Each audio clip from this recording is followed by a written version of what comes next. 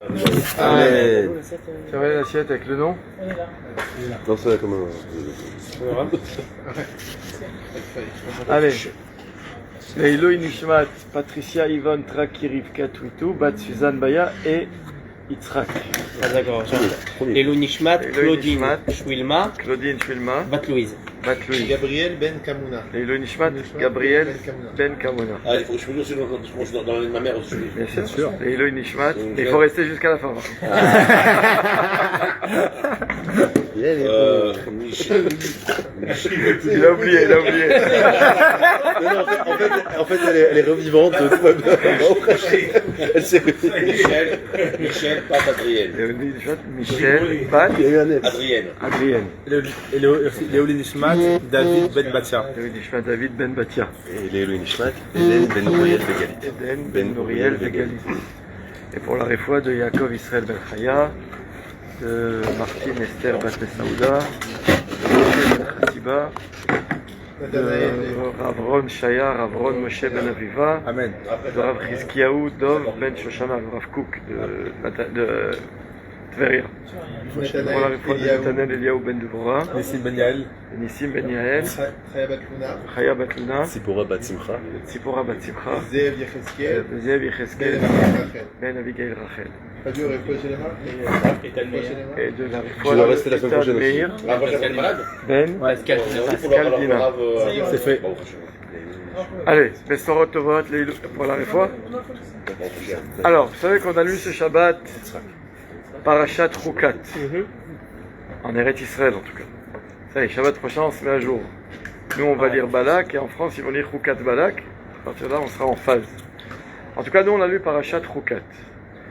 De quoi parle cette parasha si on devait synthétiser, essayer de dire les différents points énumérés dans la parasha? On commence au début par, tout le monde sait, Zot Chukat HaTorah, Para Aduma. Vous savez ce qui est ramené dans les Sfarim, c'est ramené que certains ont l'habitude de jeûner chaque année le vendredi, veille de Parashat Chukat. Et les Chachamim demandent pourquoi, depuis quand pourquoi, on nous dit pourquoi, parce qu'à l'époque en France, il y avait eu ce jour-là 20, certains disent 24 charrettes de Sifrei Torah qui avaient été brûlées sur la place publique à Paris. Et c'était le vendredi, veille de Parashat Chukat. Alors les Chachamim, non, vendredi qui vient de passer. C'est pour ça que je vous dis maintenant, comme ça jusqu'à l'année prochaine. Maintenant, les Chachamim demandent pourquoi on n'a pas juste retenu la date, et à la date, chaque année, on jeûne. Là, ils ont retenu le vendredi, veille de Parashat Chukat. Normalement, quand il y a eu un événement, Ta'anit Esther, on se rappelle de la date, tous les ans le 13 Adar. On n'a jamais dit la veille de... Pas la veille 2, pas le... D'accord? Et là, ils ont retenu le vendredi, veille de Parashat Chukat. Et la réponse qu'ils donnent, c'est parce qu'en fait, le vendredi, veille de Parashat Chukat, et le Shabbat Chukat, là on est encore dans les jours, vous savez, ça commence le mercredi jusqu'à mardi, on est encore dans le Shabbat Chukat, il y a ce qui s'appelle les premiers mots de la Parasha qui sont Zot Chukat HaTorah. Le Targum, la traduction araméenne, elle traduit comment? Zot Chukat HaTorah, qui veut dire voici le décret de la Torah, on va nous parler de la vache rousse, mais le Targum il dit Da Gzera de Oraita, que c'est un Shabbat où il y a des Gzerot sur la Torah. Et donc, comme cette semaine, c'est une semaine de Gzerot sur la Torah, et donc on veut dire que ce qui s'est passé en France il y a plusieurs siècles, c'était pas lié à une date, c'était lié au Shabbat. Donc on a gardé le vendredi veille de Shabbat Chukat pour le jeûne. Mais ça c'est un point intéressant en soi. Mais on va voir que les différents points énumérés dans la paracha, en fait, ils vont avoir une ligne conductrice qui va être le kavod de la Torah. Et on va essayer de voir comment toutes ces choses-là s'enchaînent. On parle de la para aduma. Ensuite, dans la para aduma, on va nous dire que à la fin, il y a écrit Zot HaTorah Adam ki yamut be'orel. On va nous parler, puisque c'est quoi la para aduma? À quoi ça servait la vache rousse? Ça servait à purifier. De quelle sorte d'impureté? L'impureté Tum'at Met. L'impureté qu'un homme contracte quand il est au contact d'un mort, ou dans le même volume qu'un mort. Donc la Torah vient nous dire les halachot de la Tum'a. C'est quoi la halachot de la Tum'a? Donc c'est ce qu'on nous dit. Zot HaTorah, Adam ki yamut be'oel, kol haba el ha'oel vechol asher ba'oel, yitma. D'accord, on va le dire. Mais les Chachamim, la Gemara, ils voient ici un remez. Quand on nous dit Zot Chukat HaTorah, on nous dit c'est quoi Zot Chukat HaTorah? C'est quoi la loi de la Torah? Adam ki yamut be'oel. Et de là on apprend En Adam, que pour qu'un homme puisse acquérir la Torah, c'est seulement à une condition. Rak lemi bemi shememit atzmo aler. Si tu veux acquérir la Torah, il faut littéralement te tuer pour elle. La Torah ne peut pas venir assise au fond d'un fauteuil. Tu ne peux pas dire c'est bon, moi j'ai aujourd'hui il y a le Daf Yomi accéléré en 10 minutes. Tu as fait ton Daf Yomi. Et tu te dis c'est bien, le soir tu coches, j'ai fait mon Daf, je suis bien, je suis quitte vis-à-vis de mes devoirs. C'est pas comme ça. Or, n'oubliez pas ce que dit le Rambam Maïmonide. Il va nous dire que la mitzvah de Talmud Torah, c'est une mitzvah qui concerne tous les juifs sans exception, qu'ils soient jeunes ou vieux, qu'ils soient riches ou pauvres, qu'ils soient malades ou en bonne santé, qu'ils soient forts ou faibles. On a tous le devoir d'étudier la Torah. Quand c'est écrit dans la Torah, Vedi Barta Bam, Beshivtecha, Bevetecha, Uvlertecha Vaderech, Uvshorbecha, Uvkumecha. On est tout le temps, la tête doit être dans la Torah. Donc, on l'apprend de notre paracha. Zot HaTorah, Adam ki yamut be'oel. Tu veux savoir c'est quoi la Torah? C'est un homme qui meurt dans une tente. Pas dans le sens de la mort physique. C'est quelqu'un qui se tue pour elle.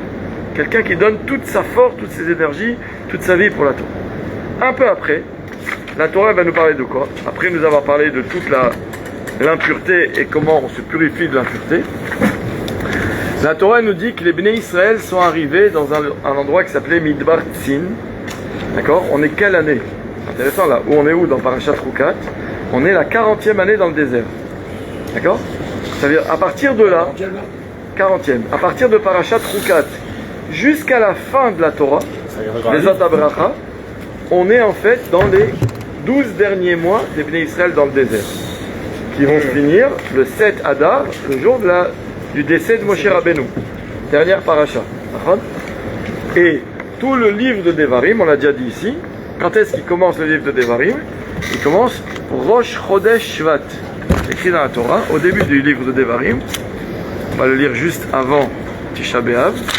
Au début du livre de Devarim, c'est écrit comme ça. Chodesh, je vais vous le retrouver. Vaihi be'arba'im shana, donc la 40e année. Be'ashte asar chodesh. C'est quoi acheter asar chodesh? Le 11e mois. Non, acheter. Le 11e mois. C'est quoi le 11e mois du calendrier? C'est Adar. Non, Shvat, pardon. Shvat, puisque Adar c'est le 12e et Nissan c'est le premier. Donc Shvat. Le mois de Shvat, Be'echad la chodesh. Donc Rosh chodesh Shvat. Diber Moshe el Bnei Israël Kechol Asher Moshe Rabbeinu commence à parler. Donc Elea Devarim, le livre de Devarim, c'est toutes les paroles que va dire Moshe Rabbeinu au Bnei Israël depuis Rosh Chodesh Shvat jusqu'au 7 Adar où il va décéder. 1 mois et 7 jours. Donc tout le livre de Devarim, il est sur 1 mois et 7 jours. Et depuis Parashat, c'est ça qu'il s'appelle Devarim. Et depuis Parashat Chukat, on est la 40e année. Mais excusez-moi, on n'a pas le jour exact de la mort de Moshe. Oui, 7 Adar. Ouais. Mais comment c'est? Parce qu'il est parti dans les livres. La Torah elle nous dit. D'accord ou pas? Donc ça on le sait. Maintenant, la 40e année, le Ham Israël, en fait, il va perdre ce que la Gemara appelle Shlosha Parnasim Hayu Lahem Libnei Israël Bamidbar. Le Ham Israël, dans le désert, il avait 3 Parnasim. Ça vient du mot Parnassa. C'est-à-dire 3 nourriciers. 3 personnes grâce à qui il vivait. C'était Moshe Rabbeinu, Aaron et Myriam. Grâce à Moshe, on avait quoi? La manne. Grâce à Myriam, on avait le Be'er, puis l'eau. Et grâce à Aaron, on avait les nuées. Donc la manne, c'était pour manger. L'eau, bon, c'était pour boire évidemment. Et les nuées, c'était quoi? C'était tout ce qui nous a protégés dans le désert. Imagine, on était dans le désert, dans des nuées, on était climatisés. On n'a jamais eu d'insolation. On était protégés de nos ennemis. N'importe qui essayait de nous attaquer, il était directement repoussé. On était même en dessous. Il n'y avait jamais eu un serpent qui est venu dans le camp d'Israël, sauf dans notre paracha. On va en parler tout de suite, d'accord ou pas? Et c'est pour ça que la Torah elle arrive et dit ok, maintenant la 40e année, qu'est-ce qui se passe? Première chose qui arrive, Vayavo Bnei Israël Kol Haïda Midbartzin Bachodesh Harishon. D'accord ou pas? Donc le peuple d'Israël arrive dans ce Midbar chaque fois on se déplaçait. Vayeshev ha'am bekadesh, le peuple s'installe dans ce lieu qui s'appelle Kadesh, et là qu'est-ce qui arrive? Vatamot sham Miriam vatikaver sham. Miriam, elle est décédée. Donc dans notre paracha, on nous a parlé de la ptira de Miriam. Et directement le verset d'après, les mots d'après c'est quoi? Elle est décédée là-bas et elle a été enterrée là-bas. Velo haya ma'im laïda. S'il n'y a plus Miriam, il n'y a plus d'eau. C'est par son mérite qu'on avait le Béa. Et là, qu'est-ce qui va se passer? Ils vont se plaindre. Vaïkahalou al Moshe ve al Aaron. Il y a une manif. J'adore C'est ça, Vaïkahalou. Ils se rassemblent tous autour de Moshe et Aaron. Et qu'est-ce qu'ils disent? Vayarev ha'am im Moshe. Le peuple il commence à se disputer avec Moshe. Vayomrou les morts. Ils disent à Moshe et Aaron, Velu gavanu bigva achenu lifne Hashem. Si seulement on était morts avec nos frères en Égypte, c'était mieux. Lama havetem et ke'al Hashem et la midbar hazeh. Pourquoi nous avons ramené dans ce désert la moucha pour mourir ici à Nachnu, irenu, nous et nos troupeaux? Velama heilitunu mimitzraim. Pourquoi nous avoir fait sortir d'Égypte? J'adore cette phrase. Leavi otanu ala makom hara'azeh, pour nous emmener dans cet endroit. Tu aurais préféré rester en Égypte? Toutes les manifs, C'est ce qu'il dit. à toutes les manifs, ils disent la même phrase. hein. Chaque fois, ils disent la À même chose. chaque fois la même phrase. Hein. Ils adorent D'accord ça. pas. Et pourquoi nous avoir fait sortir d'Égypte? Ressortir Pour pas nous les amener mêmes dans ce banderoles. lieu tellement mauvais. L'homme est comme Zera. C'est une terre inculte, on ne peut pas la cultiver. Ut ena vegefen verimon umaim ain lishtot. On ne peut rien planter et il n'y a pas d'eau pour boire. Vayavo Moshe ve'Aaron mipnei hakal el petach oel moed vayipelu al penehem vayira chevod Hashem alehem. Moshe et Aaron, ils vont devant le Kal, ils vont se diriger vers le Oel Moed, là où Hashem leur parlait. Vayipelu al penehem, leur face est tombée, ils étaient déprimés. Vayira chevod Hashem alehem, Akadosh Baruch Hu va leur parler. Et là, écoutez bien, on va lire dans les mots de la Torah. Qu'est-ce que Hashem dit à Moshe et Aaron? Vaïdaber Hashem el Moshe les morts. Kach et hamate. Ça veut dire kach et hamate. Prends le bateau. Vehakhel et haeda.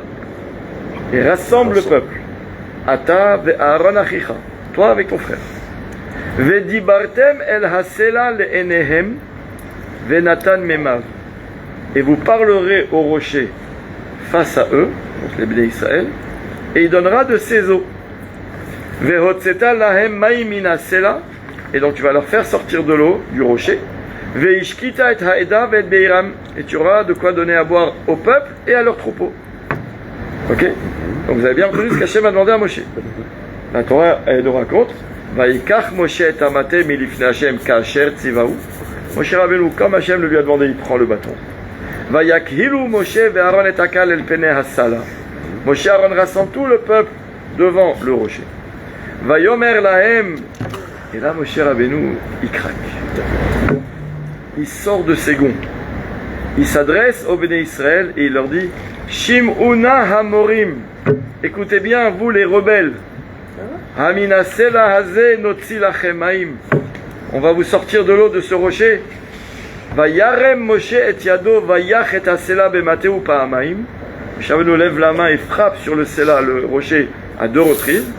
Vayetzu ma'im rabim, il y a de l'eau qui est sortie. Vatesht ha'eda ve'iram. Et le peuple a pu boire, ainsi que les troupeaux. Fin de ce passage. Mais je continue quand même la suite, qui est terrible, dramatique. Vayomer Hashem el Moshe ve'el Aaron. Hashem, il s'adresse à Moshe et Aaron, il leur dit Ya'an lo he'emantem bi le'akdisheni le'ene bene Israël.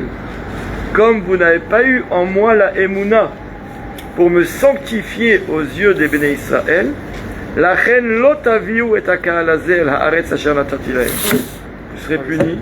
C'est pas vous qui allez faire rentrer le Béné Israël en Eretz Israël. Vous rentrerez pas en Eretz Israël, cette terre que je leur ai promise. Ah, même Aaron, il a été puni de ça? Ouais. Moshe et Aaron, lo hemantem au pluriel. Hema me meriva asher avu Béné Israël et Hashem vayikadesh ba. Et ce sont le lieu, il s'appelle Meriva, les eaux de la discorde, qui est le fruit de la machloquette que les Bnei Israël ont fait contre Hashem, Vaïkadesh Bam, et Akadosh Baruch Hu s'est sanctifié au sein d'Israël. Mais, même Aaron n'est pas rentré en Israël? Non, personne, aucun des trois. Est-ce que son kéver, quand ils ont journaliste, c'est réellement son kéver? On sait où il a été enterré. La Torah, c'est dans notre paracha aussi, ça va. C'est vraiment, tant qu'il y en a 18, il y en a 19. Je pense pas qu'on sache exactement où il est. Ah voilà, on sait pas où il est d'Aaron. Il y a écrit Behor Har, il y a écrit où Hachem lui a demandé. Hachem il a dit à Moshe Rabbeinu et à Elazar, le fils d'Aaron, de prendre ensemble Aaron à Cohen, de monter en haut d'une montagne. Et le Midrash il est très beau. Le Rashi c'est dans une partie, mais le Midrash il dit qu'ils sont entrés dans une grotte en haut d'une montagne. Et Moshe Rabbeinu il a dit à Aaron, allonge-toi. Il s'est allongé. Puis il lui a dit, enlève tes vêtements de Keuna et donne-les à ton fils Elazar qui était avec lui. Il va se déshabiller. Et après il dit, donc allonge-toi, mets tes mains sur ta poitrine, ferme les yeux, et Aaron est niftar. Comme ça. La meilleure mort qu'on peut avoir. Mitat Neshika, sans aucune souffrance. Atke Dekar qui a écrit que Moshe Rabbeinu, quand il a vu ça, il a été jaloux de cette mort. Et c'est pour ça qu'à la fin de Devarim, dans Bezot Abracha, quand Moshe Rabbeinu est mort, il a écrit Moshe Rabbeinu est mort comme Aaron à Cohen est mort. Ka'asher met Aaron. C'est-à-dire, d'accord, c'est pas écrit comme ça, il a écrit Hachem il dit à Moshe, va monter là-bas sur Har Nevo, où tu mourras comme ton frère est mort. Et de là, Rachid dit que cette fille-là, elle a été exaucée. C'est le même endroit? Non, Har Nevo. Lui, c'était Hor Harav. D'accord ou pas? C'était pas encore près de à la frontière d'Eretz Israël. Ok. Jusque-là, on est d'accord ou pas? Oui. On continue? La Torah nous raconte qu'à ce moment-là, les béné Israël, ils doivent continuer leur route. Vous savez, il y a eu 42 déplacements pendant les 40 ans. Il doit continuer seul sans Moshe Rabbeinu? Non, avec Moshe, sans Myriam. Myriam, elle est morte, elle a été enterrée. Il y a encore Moshe, il y a encore Aaron. Là, ils ne sont pas encore à l'entrée d'Israël. C'est à la fin de Devarim qu'on va y arriver. Pour l'instant, ils ont encore quelques mois. Très bien. Donc, ils doivent continuer. Simplement, pour continuer, il faut traverser les territoires de ce peuple qui s'appelle Édom. Qu'est-ce qu'il fait Moshe Rabbeinu? Il envoie des messagers au roi de Édom. Et il lui dit, tu sais tout ce qu'on vient de passer depuis notre sortie d'Égypte. Et il raconte, Yerdo a voté nos Mitzrayim, etc. On a prié, Hachem nous a aidés. Il dit, et maintenant on est dans ce lieu qui s'appelle Kadesh, là où Myriam vient de décéder. Et c'est une ville qui est à la frontière de tes territoires. Et il lui demande, Na'berana be'artzecha, laisse-nous s'il te plaît passer dans tes territoires, dans tes terres. Lo na'avor besade ou frérem, évidemment, on marchera que sur la route, on va pas commencer à écraser, parce qu'on est quand même 600 000. On va pas marcher sur tes champs et sur tes vergers, etc. Velo nishte me be'er, et on va pas toucher à tes puits pour boire. Derech hamelech nelech, on passe sur la route, la voie royale, ce qui veut dire sur les routes. Lo nite yamin ou smol, ni à droite ni à gauche, on s'écarte pas. Ad asher na'avor gebulecha, jusqu'à ce qu'on passe de l'autre côté. Donc en deux mots, il dit, est-ce que tu nous permets de passer juste, sans faire aucun dégât? Va yomer elav Edom, Edom il répond, Lota avorbi. Ma pitom, je te permets pas de traverser. Pen bachere vetzel ikratecha. De peur que je sorte. Si tu passes quand même, je sors l'épée, j'attaque. Va yamru elav vene Israël bamsila naale veimemecha nishte anu miknai venatati michram rak en davar beraglai evora. Et Béné Israël lui dit, mais attends, nous on a tout ce qu'il faut, on va rien toucher à chez toi. Et quoi que tu veux ou pas, de toute façon nous on passe à pied, on fait que passer. Vayomer lo ta'avor, il dit non, tu passes pas. Vayetse Edom likrato be'am kaved uviat chazaka. Et Edom il sort en guerre avec comme l'Iran, quoi. Il sort tous les missiles, etc. Vayimaen Edom neton et Israël avor bigvolo. Et donc Edom refuse de laisser les Juifs, les Béné Israël, traverser ces terres. Vayet Israël me'alav. Israël a dit ok, il veut pas, on fait un détour. D'accord ou pas? On veut pas la guerre, ils sont pas battus contre eux. Donc du coup, ils sont quand même à Kadesh. Alors ils sont allés où? Ils sont allés dans un autre lieu, ils ont fait un détour, ils sont allés dans un endroit qui s'appelle Hor Hahar. Voilà le nom. Donc finalement, ils ont pas traversé, pas de guerre, on veut pas. Ils ont vu toutes les armées, pas qu'ils avaient peur. Tout ce qu'ils faisaient, c'était Hachem qui leur disait. Mais Hachem leur a dit, laisse tomber, allez, fais un détour. Mais du coup, ils font le détour, ils arrivent dans ce lieu qui s'appelle Hor Hahar. À ce moment-là, qu'est-ce qui se passe? Hachem, il parle à Moshe et à Aaron dans ce lieu, qui était donc vraiment aux frontières de la terre de Édom. Et là, il dit Ye'asef Aaron el Amav, ki lo yavo el haaretz asher natati livnei Israël, al asher meritem et pri leme meriva. Il dit maintenant, le moment est arrivé que Aaron meurt, parce que comme j'ai dit, il ne pourra pas entrer en Eretz Israël à cause de l'histoire du puits, que vous n'avez pas parlé, vous avez frappé. Et donc, il lui dit Kachet Aaron, bet Elazar beno, comme je vous ai raconté. Et donc, et le peuple entier a vu que Aaron est niftar, Vaïvku et Aaron Shloshim Yom Kol Bet Israël. Tout le peuple a pleuré à Aaron pendant 30 jours. D'ailleurs, ici, il faut savoir que Rachid, sur place, il nous dit pourquoi il écrit Kol Bet Israël, toute la maison d'Israël. Pourquoi il écrit Kol Israël, Kol Adat Israël, Bet Israël. Quand on parle dans la Torah de la maison, ça fait allusion à qui? Il écrit Ishto Zo Beto. La maison, c'est la femme. La femme, c'est la maison. Vous savez que dans la Torah, c'est ramené que ça ne se fait pas de rencontrer son ami et de lui demander « Ah, comment elle va ta femme ?» C'est pas tzniout. On n'en parle des nouvelles à un mari de sa femme, même si on est très proche. Alors comment ils faisaient les chachamim? C'est écrit dans la Gemara. Ils disaient « Mashlom Abayit ». Mashalom Abayit. Non, Mashlom, comment va la maison? Comment va la maison? Et le gars qui a étudié, il sait que quand il me demande des nouvelles de la maison, il ne me demande pas est-ce que la peinture est toujours bien, est-ce que la plomberie elle marche. Il veut savoir comment va ma femme. C'est une sourate de Dibour du juif. C'est la tzniout. Très bien. Et là, donc, on nous dit toute la maison d'Israël a pleuré. Rashi nous dit pourquoi Kol Bet Israël? Ha'anashim ve'hanashim. Les hommes et les femmes. Pourquoi? Parce que Aaron, c'est celui qui amenait la paix dans les foyers. Chaque fois qu'il y avait des bastons entre deux amis ou entre un homme et sa femme, qu'est-ce qu'il faisait Aaron à Cohen? Le Midrash il raconte, il allait voir là, il disait tu sais, je suis au courant de l'histoire qu'il y a, si tu sais comment ta femme elle est malheureuse de t'avoir parlé comme ça, elle t'a fait de la peine, elle s'en veut mais elle n'ose pas.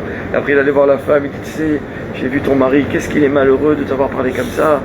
Et il a écrit comme ça qu'à chacun il parlait, puis d'un coup l'homme et la femme ils rentraient à la maison le soir, il dit oh, tu sais Aaron il m'a dit X, et puis il disait la paix. Et la même chose il disait entre les amis, alors qu'en fait il avait parlé ni à l'un ni à l'autre, mais de là on apprend qu'on a le droit de mentir pour le shalom. Et le shalom baït, et le shalom. Voilà. Donc du coup, quand il meurt à Aaron, qui c'est qui le pleure? Tout le peuple, hommes et femmes. Alors si vous regardez dans Parashat Vezat Abracha, quand Moshe Rabbeinu est mort, il y a écrit Vaïvku Oto Bene Israël. Les enfants d'Israël l'ont pleuré. Le Midrash il demande pourquoi pour Aaron il y a écrit Kol Bet Israël, hommes et femmes, et pour Moshe Rabbeinu les hommes ils l'ont pleuré. Quoi? L'écrit ça voudrait dire que les femmes elles n'ont pas pleuré Moshe Rabbeinu? Elles sont pleurées sûrement. Non, oui. Quand il y a un chacham qui meurt, le Gadol Hador qui meurt, la Levaya de Rabbi Ovadia Yosef, il y avait 1 million de personnes, il y avait la moitié des femmes, elles pleuraient comme les hommes. Donc quoi, les femmes ne sont pas concernées par la ptira du tzaddik? Non, encore pire. Alors Aaron, ok, c'est écrit Meforash qu'elles ont pleuré. Pourquoi c'est pas écrit que elles ont pleuré aussi pour Moshe Rabbeinu? Il y a un rab qui disait un jour, je vais vous raconter une histoire. Un jour il y avait un bachour à la yeshiva. Il étudiait. Et il savait que si Dieu veut, dans 1 an, 2 ans, il va arriver à l'âge, il va devoir se marier et construire sa maison. Et un jour, il a étudié la Mishnah dans Pirkei Avot, où c'est écrit dans le premier chapitre Al Tarbe Sicha Imaisha. C'est cette Mishnah. La Mishnah nous dit ne parle pas beaucoup avec les femmes. Avec ta femme? Il écrit ne parle pas beaucoup avec, c'est écrit littéralement avec la femme, avec la jante féminine. D'accord ou pas? Ne parle pas. En deux mots, ne parle pas beaucoup avec les femmes. Un homme, il ne doit pas s'habituer à parler avec les femmes. Mais la Mishnah continue et dit, attention, quand on te dit cette phrase de ne pas parler avec les femmes, Be'ishto amrou, on a dit avec sa femme. Kal vachomer be'eshet chavero. Avec ta femme, tu ne dois pas trop parler. À plus forte raison avec la femme de ton copain. D'accord ou pas? Ce bachour, il a étudié cette Mishnah. Et il a dit, si Dieu veut, le jour où je vais me marier, je vais faire attention à ça. Ne fais pas attention avant lui. Non, avec les femmes. À la yeshiva, de toute façon, il parle pas avec les femmes. Et quand est-ce qu'on a un contact avec la femme? Quand on se marie.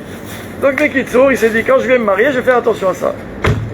Chasdé Hachem, il a trouvé son zévour, il se marie. Juste après le mariage, sa femme, elle veut discuter. Et lui, chaque fois que c'est sa femme qui lui parlait, on dirait qu'il était après Motzin et Tila, il pouvait pas voir. Il a trop vite. Et dans sa tête, il dit quoi? Même avec sa femme, il ne faut pas trop parler. Et il a dit à sa femme, il a montré à sa femme, c'est écrit, donc on ne peut pas parler. Bekitsour, un jour, 2 jours, à la fin des Sheva Brachot, la fille va voir son père, il dit papa, je ne peux pas continuer comme ça. Je ne peux pas vivre avec un homme qui ne parle pas. Il dit quoi, il ne te parle pas? Il dit quoi, depuis qu'on s'est marié, il ne m'adresse pas la parole. Et pourquoi? En gros, c'est écrit que le père était désespéré, il savait pas quoi faire. Il va voir le Maharil Diskin. Le Maharil Diskin, c'était le Rav à Yerushalayim, le Rav Ashkenaz de Yerushalayim, il y a à peu près 120 ans, dans la ville Yerushalayim, entre les murailles, quoi. Maharil, c'est les initiales de Morenu Arav, Rabbi Yehoshua Leib Diskin. Il va voir le Rav et il lui raconte l'histoire. Le Rav, il dit, t'inquiète pas, aucun souci. Juste dire au garçon, à ton genre, dis-lui que je l'appelle, que je veux le voir. Hop. Le beau-père, il va voir son genre, il dit, tu sais, aujourd'hui je suis allé voir le Maharil Diskin pour aller prendre une bracha, il ne faut pas aller dire que... Il dit,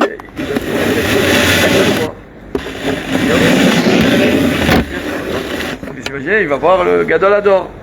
Il tape à sa porte, on lui ouvre la porte, et puis il dit, oui, il dit, je sais pas, on m'a dit que le Rav voulait me voir, oui, rentre. On le fait entrer dans une pièce, comme ça, le Rav était assis avec sa Gemara. Et le Rav, il a comme ça les yeux, il se replonge dans sa Gemara, il étudie. Le Bachour, il est debout, personne n'a dit de s'asseoir, ça ne se fait pas, je ne peux pas faire de bruit. Il reste debout depuis un quart d'heure, c'est une demi-heure. Puis derrière moi, il regarde sa montre, il dit, bon, peut-être je m'en vais, on t'a dit, c'est pas Kavod. Je suis devant le Rav qui m'a fait venir, mais si je comprends pas, il ne parle pas. Il reste assis, il reste debout comme ça, il attend, et puis au bout d'une heure, où le malheureux Talmid, là, l'élève, il est debout. D'un coup, la porte s'ouvre de la pièce. Qui c'est qui rentre dans la pièce? La femme du Rav. Ah. Et là, le Rav, il a vu, il dit, ah, comment ça va? Où tu étais ce matin? La femme lui dit, ah, ce matin, je suis allé au marché. Il dit, ah oui, qu'est-ce que t'as acheté? Il dit, bah, j'ai fait les courses, j'ai acheté des fruits, des légumes. Qu'est-ce que t'as acheté comme légumes? Il dit, ah, j'ai acheté des tomates, des courgettes, Il dit, ah, qu'est-ce que tu vas nous faire de bon avec ça? Une soupe, j'imagine, comme... Il dit, ah ouais, si Dieu veut, je vais faire une bonne soupe pour ce soir. Il dit, ah, vraiment, t'es une vraie Shetraïl, que Dieu te bénisse, comme ça. Et puis la femme, elle ressort. Et le Rav, il se remet dans le truc. Quelle horreur. Et le Talmid, il est là, et puis au bout d'un moment, le Rav, il lève les yeux, il regarde le Talmid, et il dit, c'est bon, tu peux rentrer chez toi. Le Talmid, il parle, et il commence à réfléchir, il dit, attends, qu'est-ce qui vient de se passer pendant 1h30 que j'ai passé chez le Rav? Et il dit, en fait, j'ai compris deux choses. D'abord, j'ai compris qu'un homme doit parler avec sa femme, même de Dvarim Betelim, pas que de Divrei Torah. Même du marché, des tomates et de la soupe et du repas de ce soir. Mais j'ai surtout compris comment c'est une souffrance d'être devant quelqu'un qui ne t'adresse pas la parole. Il est rentré chez lui, il s'est excusé et il a dit, j'ai tout compris, j'étais chez le Rav et évidemment toute sa vie elle a changé. En fait, les Chachamim veulent nous dire que Vadaï, que quand Moshe Rabbeinu il est niftar, Vadaï que les femmes aussi elles ont pleuré. Les hommes et les femmes. La Torah ici, pour la mort de Aaron HaKohen, elle veut te dire quelque chose de plus. Elle veut te dire que quand Aaron HaKohen est niftar, tout le monde a pleuré, hommes et femmes, comme pour Moshe. Sauf que, il y avait une souffrance en plus. C'est que comme Aaron HaKohen, il a habitué les hommes et les femmes et tout le monde à penser à la douleur de l'autre, du coup, quand Aaron il est niftar, quand un couple pleurait la perte d'Aaron parce que, ah, mais qui c'est qui va arranger nos problèmes maintenant? En fait, chacun ne pleurait pas que pour lui. Chacun il se disait, j'ai de la peine de voir ma femme qui souffre sur la mort de Aaron. Et la femme disait, j'ai de la peine de voir mon mari qui souffre pour la mort d'Aaron. C'est-à-dire en fait, la souffrance, le pleur qu'il y a eu pour la mort d'Aaron à Cohen, c'est Kol Bet Israël, pas parce que chez Moshe Rabbeinu les femmes elles n'ont pas pleuré. Chez Moshe Rabbeinu tout le monde pleurait sur la disparition du tzaddik, du Chacham, de Rabbeinu, du Rav. Mais chez Aaron à Cohen, tout le monde pleurait, d'abord pour la disparition du Chacham, mais aussi pour la souffrance de l'autre. Chacun pleurait pour la souffrance de l'autre. C'est pour ça qu'il y a écrit Kol Bet Israël. Après, la Torah nous dit, puisque Aaron et Niftar, on a dit, il nous protégeait de quoi Aaron? Les nuées.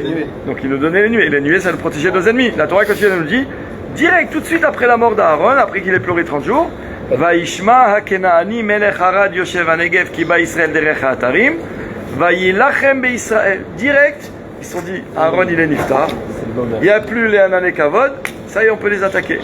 Ils n'ont plus la kippa de Barzel, ils n'ont plus les moyens de défense, on peut les attaquer. Et là, qu'est-ce qu'il y a écrit? Que Hachem, il a écouté les tfilot des Béné Israël, et ils ont réussi, il a livré entre leurs mains ce peuple de Canaan, d'accord? Et ils ont appelé celui comme ça. Ils continuent leur déplacement, et ils arrivent dans un endroit qui s'appelle Derech Yamsouf, parce qu'ils sont en train de contourner, rappelez-vous, Eretz Edom, puisqu'ils n'ont pas voulu faire la guerre. Et là, je vais vous lire de nouveau dans les psukim un autre passage. Parce qu'après, vous allez voir le lien. La question va être... Vaïdaber ha'am belokim uv Moshe. Écoutez bien. Le peuple va parler. Le Targum, il ne te dit pas parler. Veitra'am, c'est-à-dire il va se plaindre. Il va pas se révolter, mais se contester. Il va contester encore. D'accord? Il va avoir des réclamations sur Elokim ou Moshe. Les bénis Israël, ils ont des tlounotes, ils ont des plans. C'est-à-dire qu'on vient de perdre Myriam, on n'a plus d'eau, Hachem nous a quand même donné l'eau. On vient de perdre Aaron, on a été attaqué, Hachem nous a défendu. Et bon, Aaron n'est plus là, Myriam n'est plus là. Mais Hachem, il est là. Le peuple se plaint contre Aaron et Moshe. Écoutez bien, qu'est-ce qu'ils disent, d'après vous? Lama he'elitunu mimitzraim lamut bamidbar. Awada. Allez, ils ont ressorti les banderoles. Non, contre Hachem et Moshe, pardon. Allez, on ressort les banderoles. Ouais. Ils ont encore répété. Allez, Pourquoi vous nous avez fait sortir d'Égypte pour mourir dans ce désert? Écoutez bien. Avec tous les miracles qu'ils ont vus. Avec tout ce qu'ils ont vu, on est la 40e année. Et qu'est-ce qu'ils ajoutent? Ki en lechem ve'en maim ve'nafshenu katsa balechem akelokel. On n'a ni pain, ils n'ont pas le pain, ils ont de la manne, ni eau. Pendant 40 ans, ils ont mangé encore, ils se plaignent. Ouais. Et on en a marre de ce pain-là qui n'a pas de goût. Lechem akelokel. Léger. Vous savez que le pain, la manne, on l'assimilait entièrement. On n'allait pas aux toilettes dans le désert. Quel bracha on faisait sur la manne, on a déjà dit? Amotzi lechem min hashamayim. C'est pas comme ça on fait Amotzi lechem min haaretz. Parce que la manne est tombée tous les matins du ciel. Amotzi lechem min hashamayim. Mais c'était tellement kadosh qu'on n'allait pas aux toilettes. Il n'y avait pas d'évacuation. Donc, j'ai envie de sentir une bonne kaila sur le ventre comme ça. Nafshenu katsa balechem. On en a marre de ce pain léger comme ça. On sent pas de digestion, etc. Qu'est-ce qu'il a répondu, Moshe Rabbeinu?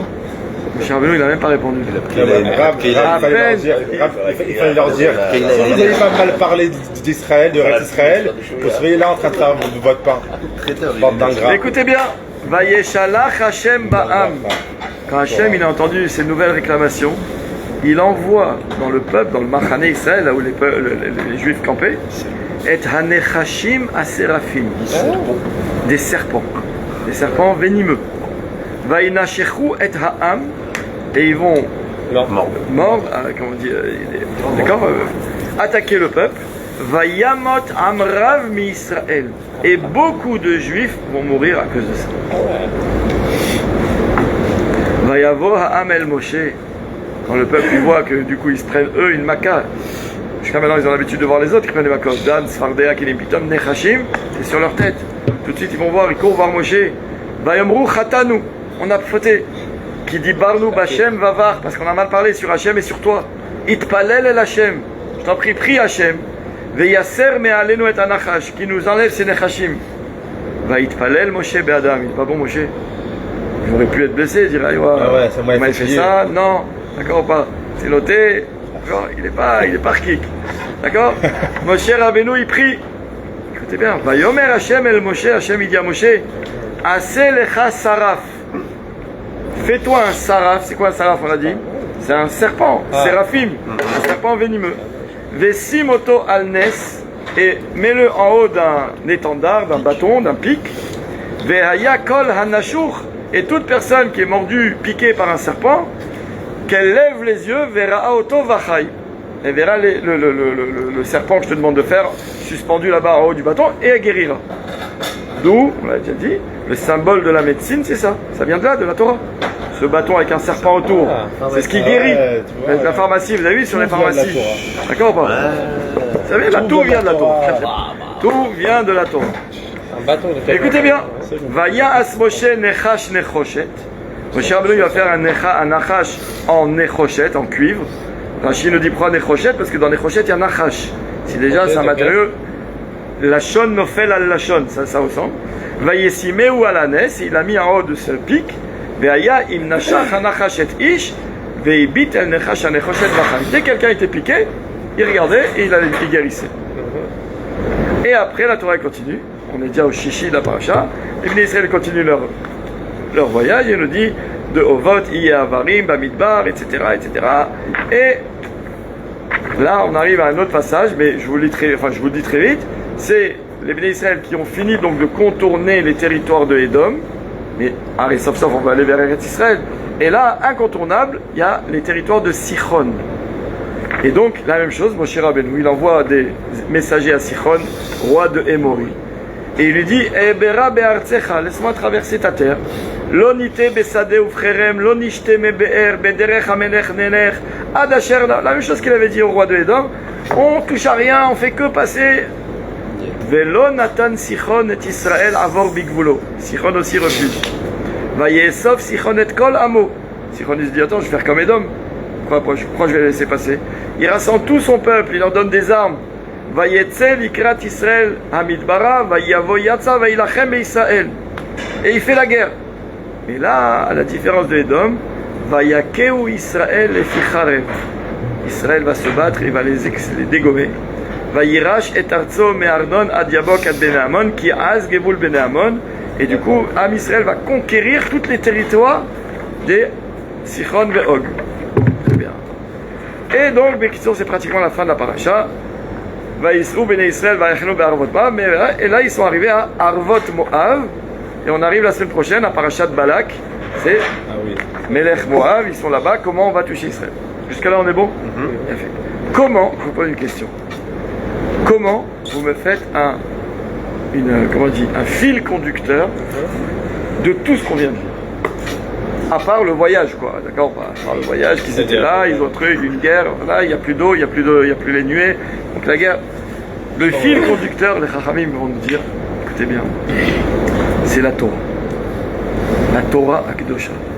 Quand on le dit, Zot, Rukat, Torah, et que le Targum dit, Dag, Zera, Deoraita, c'est que toute parachat Rukat, elle vient et te dit, quand il y a Chaz Veshalom sur Am Israël, un risque de Gzera de la Torah, comme il y a eu tous les sifflets Torah brûlés, etc.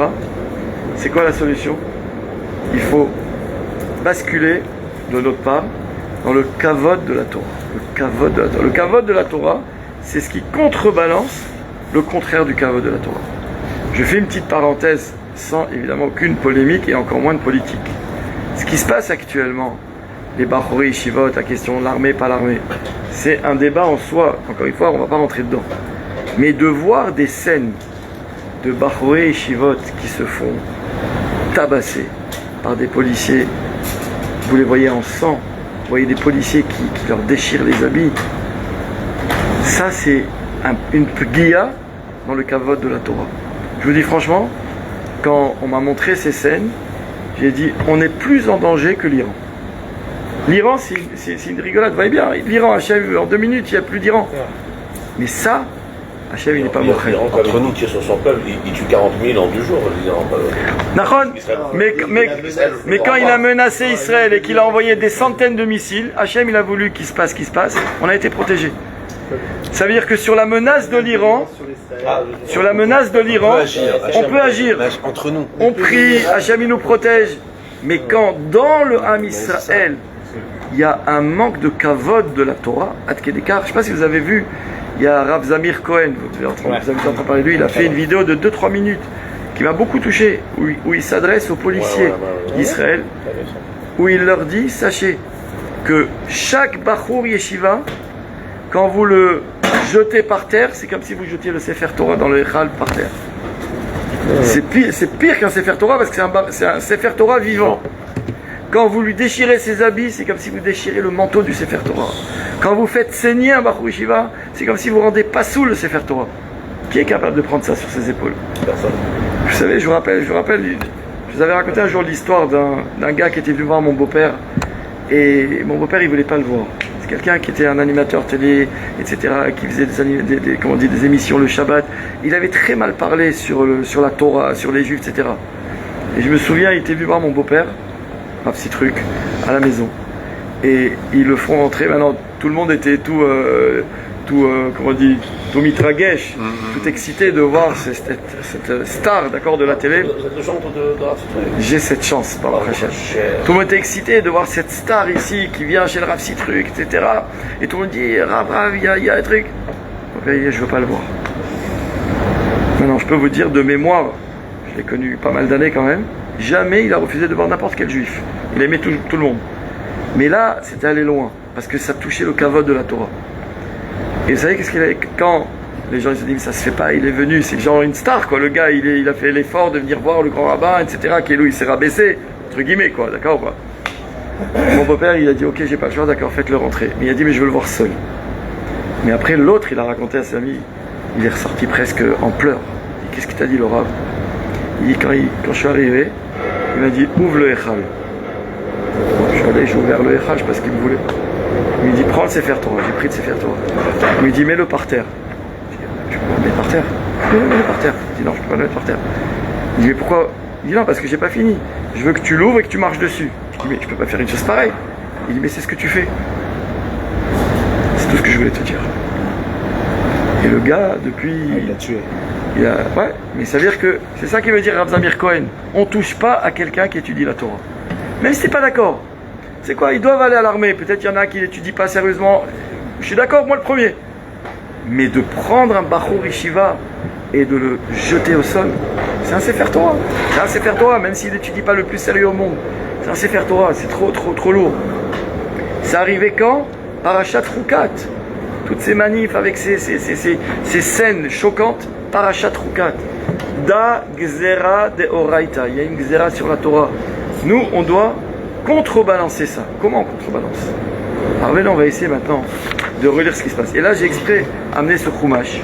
Parce que ça, ce chumash, c'est le chumash du Ha'amek Davar. Je comprends, hein, si vous devez aller d'où j'ai les pas. Pas de soucis. Je vais vous lire l'histoire du bâton. On peut, on est 10? Ah, alors venez, on fait peut-être un petit kaddish juste avant que vous partiez. אתה יכול להשלים לנו רק לקדיש?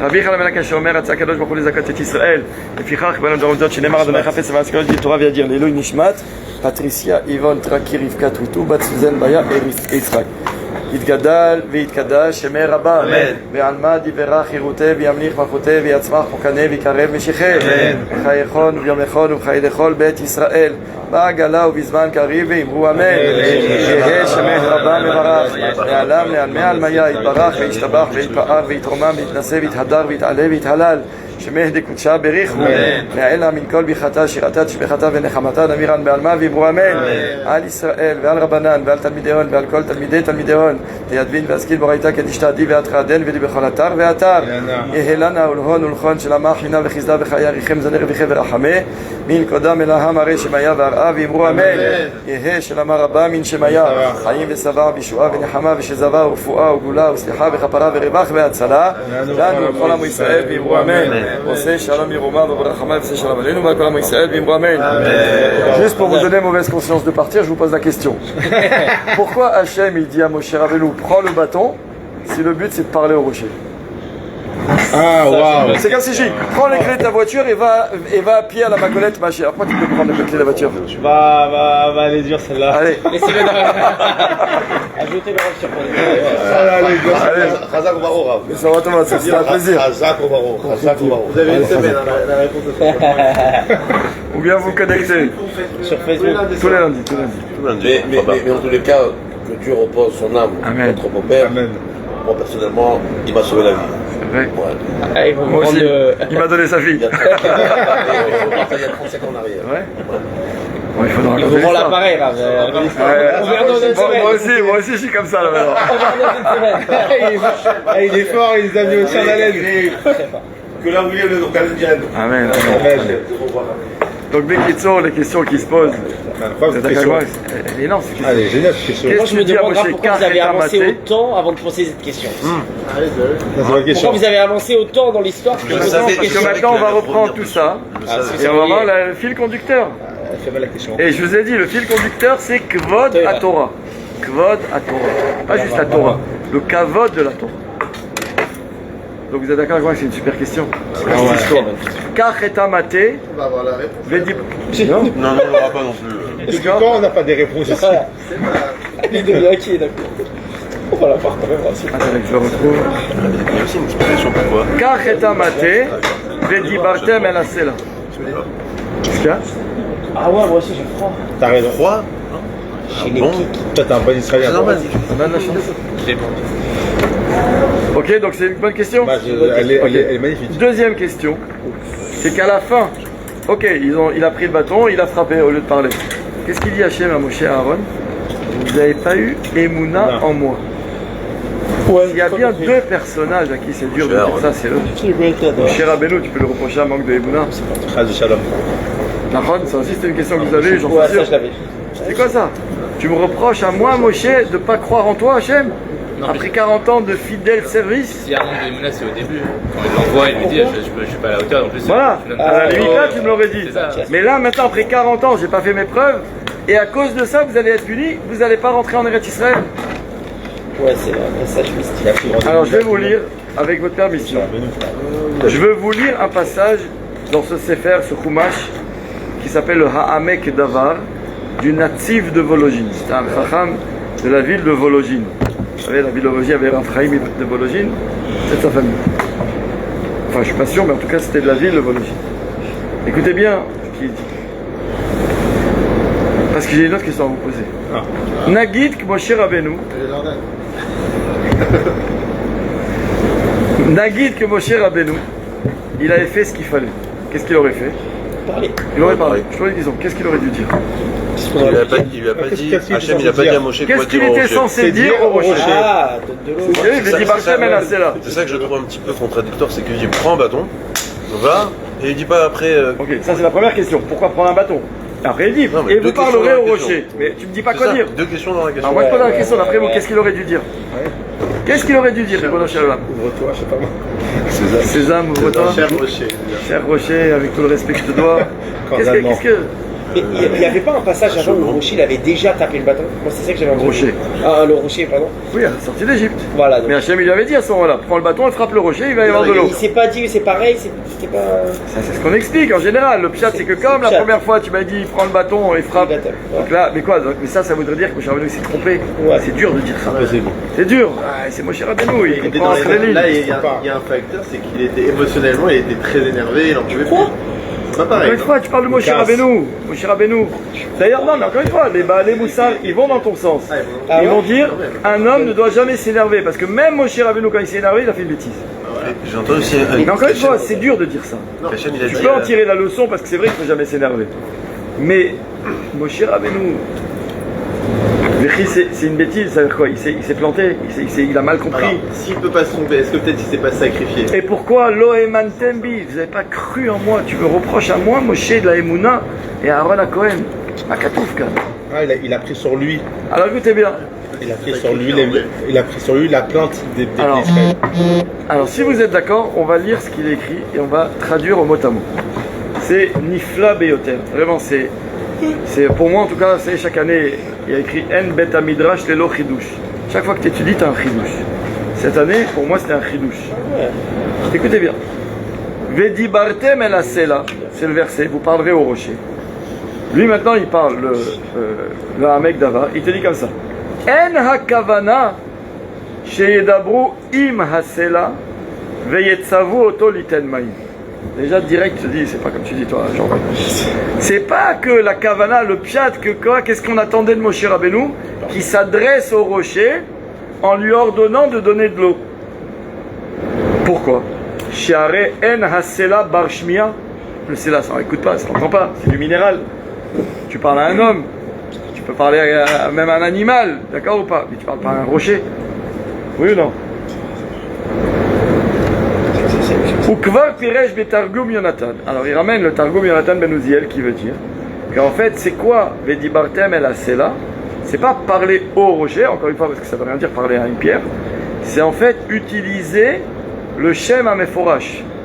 Vous vous rappelez, quand Moshe Rabbeinu était dans le désert, en Mitzraïm, et qu'il a vu un jour un Égyptien qui frappait un Juif, par le Shem Ameforash, il a dit le nom d'Hachem de 42 lettres, on en a déjà parlé, il a tué l'Égyptien, et après il a dû le cacher, et puis bon, après il a été balancé. Mais ça veut dire que le Shem Ameforash, c'est un koach incroyable, et avec le Shem Ameforash, on est capable même d'un rocher de faire sortir de l'eau. Donc lui, le Targum Yonatan, il te dit, c'est ça qu'il devait dire Moshe Rabbeinu. Il devait dire le nom d'Hachem de 42 lettres, et en disant ça, même d'un rocher, tu peux faire sortir de l'eau. Or, il n'a pas fait ça, il a frappé. Très bien. Ça, c'est le Targum Natan. Mais lui, il va te dire non. Aval beyelamdenu veuva beyalkut shimoni. Il ramène un midrash qui dit, écoutez bien, c'est Hatsou. Pirouche vedi bartem. Ça veut dire quoi vedi bartem? Qu'est-ce qu'il devait dire? Dvar alacha achat operek echad. Moshe Rabbeinu, il devait dire une alacha ou un dvar Torah. D'où on sait ça? Le midrash, il dit. Non, mais d'où on sait que Moshe devait dire ça? Midrash. Le midrash, c'est d'ivrei nevoua. Quand le midrash te dit quelque chose, tous nos shiurim, c'est des midrashim. Tu pourrais te demander sur chaque truc, mais d'où on sait qu'Avraham Avinu, il a fait ci. On essaie de trouver justement d'où il vient. Non, mais c'est écrit Vedi Bartem et la Sela. Qu'adirait le midrash, il fait un kécher entre Vedi Bartem et Vedi Bartabam, que de quoi on parle? De quoi Moshe Rabbeinu peut parler? Il va parler de la pluie et du beau temps. Ça va le rocher, code 9 aujourd'hui. Allez, on a soif. C'est un rocher, c'est pas un Ben Adam, ou le Shomea, ou le Bar Shmia. Donc il te dit quoi? Vedi Bartem, forcément le Midrash te dit un Dvar Torah. Vous êtes avec moi jusque là ou pas? Oui, très bien. Mais il te dit Ve'anachnu nosif levaer. Il dit on va aller un peu plus loin. Chez Behemet, Meha Be'er Sheaya Adko Nihyu Leteva. Le fait qu'il y avait de l'eau jusqu'à maintenant, jusqu'à la ptira de Myriam, depuis 40 ans, c'était devenu quelque chose pour les Bnei Israël dans le désert de normal. Tu comprends que la majorité des gens au bout de 40 ans, c'est des gens qui sont nés dans le désert. Une génération. Une génération. Ceux qui sont sortis d'Égypte, c'est pas ceux qui vont rentrer en Eretz Israël.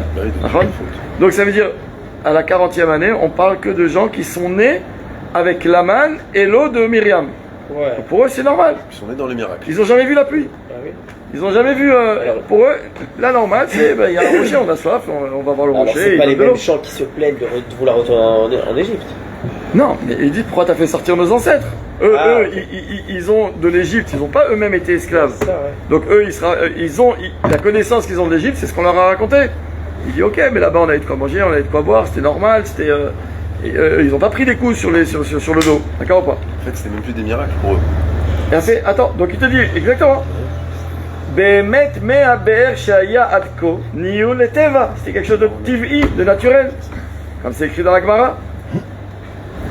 Ou mi she'amar ve'aya olam. Il dit Hachem qui s'appelle mi she'amar ve'aya olam. Gazar al ha'avim liten ma'im. De la même façon qu'il a demandé un jour aux nuages qu'il faut qu'ils donnent de l'eau, c'est ça leur fonction. Ve'al hanilus shishtaper be'shato. Il a commandé les crues du Nil pour irriguer l'Égypte. Lui aussi il a dit que ce Sela c'est le Be'er Me'alechet, c'est-à-dire le puits mobile, d'accord ou pas, qui suit les Bnei Israël dans le désert. Et il ajoute en plus quelque chose d'incroyable. Daregamayom. Lui il parle il y a 100 et quelques années, un peu plus. Même aujourd'hui il nous dit Be'era Shel Miriam Nir'e. Il existe le Be'er Miriam aujourd'hui. Ke'edut Gemara, comme la Gemara le dit dans Masechet Shabbat. Ve'chachamim atarim et atevel.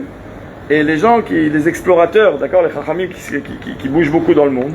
Mais ils témoignent sheyesh od hayom bamidbar sela motzimaim. Il y a encore aujourd'hui, là, au 21e siècle, dans le désert, un rocher duquel sort de l'eau. Et là, chez l'eau, beshefa kolkar, mais pas avec autant d'abondance pour nourrir 600 000 personnes, parce qu'il n'y a pas de demande. D'accord, pas. Mais quand on était dans le désert, il y avait le Be'er Miriam. C'est devenu quelque chose de normal.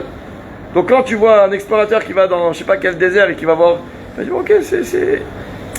Pour lui, c'est la même façon qu'il voit un chameau qui se balade dans le désert et qui voit du sable et des dunes et des machins. Il voit... C'est normal. Ve'ata, il dit et maintenant, qu'est-ce qui se passe? Myriam elle est nifteret. Keshenifsa kasela militen maïm. Quand le Sela s'est arrêté de donner de l'eau, c'est ça qui s'est passé quand Myriam elle est décédée. Le puits. Loaya. Je pose une question. Pour les Bnei Israël qui vivent la mort de Myriam, et tout de suite après la mort de Myriam, d'ailleurs il y en a qui disent que c'est à la fin des 7 jours de deuil, il y a 2 déotes dans le Midrash, mais peu importe, ou tout de suite à sa mort ou 7 jours plus tard, il n'y a plus d'eau. Qu'est-ce que, d'après vous, ils comprennent? Mettez-vous dans la peau du Ben Israël dans le désert au bout de 40 ans, qui doit bientôt rentrer en Israël. Et il voit Myriam qui n'est plus là, et automatiquement, de cause à effet, il n'y a plus d'eau. Ça ne vient que d'elle. Baruch, ça vient que d'elle. Mais comment il comprend l'interruption de l'eau? Alors lui, il te dit, que la tentation des personnes, des juifs à ce moment-là, c'était de dire quoi? Keshenifsa kasela militen maim lo aya mishum shekala alichot anes kemo sheevinu ha'am shezeu shelo betorat onesh shela kedei lehargilam lateva. Arrête, ça fait 40 ans qu'on n'arrête pas de dire au Bnei Israël, bientôt vous allez rentrer en Eretz Israël. Et après, qu'est-ce qu'il va y avoir en Israël? Sans arrêt, Moshe Rabbeinu, quand il parle au Bnei Israël, il donne au Bnei Israël des mitzvot en leur disant Ki tavou el haaretz, quand vous allez rentrer en Eretz Israël, alors il faudra faire Afrashat Chala. Imagine quelqu'un qui mange la manne toute sa vie. Tu lui parles de Afrashat Chala, qu'est-ce qu'il comprend? Qu'est-ce qu'il comprend? D'accord ou pas? Il comprend rien, puisque c'est quoi la Chala? C'est quoi la Chala? Moi je mange la manne. Non, mais attention, donc du coup, on leur explique au Bnei Israël. Attention, le jour où vous allez rentrer en Eretz Israël, ça va plus être. La manne, il n'y aura plus. Le BR, il n'y aura plus. Les Ananekavod, il n'y aura plus. On va devoir rentrer se battre. C'était ça l'histoire des Meraglim. On était bien, nous, dans le désert. Pourquoi tu veux nous faire rentrer en Eretz Israël? Des guerres, ils sont allés voir. Pourquoi ils voulaient explorer la terre, voir est-ce qu'on est capable, nous, de se battre contre ces peuples? Parce qu'en fait, dans l'inconscient des Béné Israël, il y avait cette connaissance qu'un jour, on va rentrer en Eretz Israël. Et que le jour où on rentre en Eretz Israël, on n'est plus d'après le derer du Nes. On vit plus d'après les miracles. Dans le désert, oui, la manne, le puits, Ananekavod, aucun souci.